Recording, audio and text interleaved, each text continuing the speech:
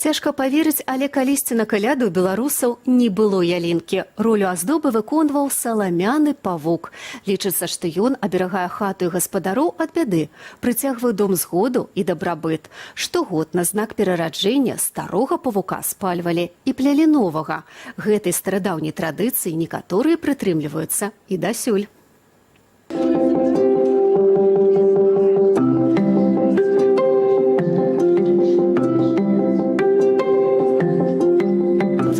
Приобщиться к этому к этой культуре традиционной нашей древней и немножечко себе тоже в доме упригожить вот этим вот изделием свой дом.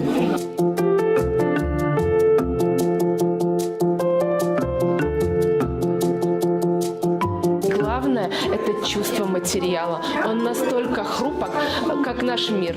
Обидеть можно любого в любой момент, и человек может растеряться, так и солома. Мелкое какое-то неловкое движение поломалось, и у нашего современного человека разочарование.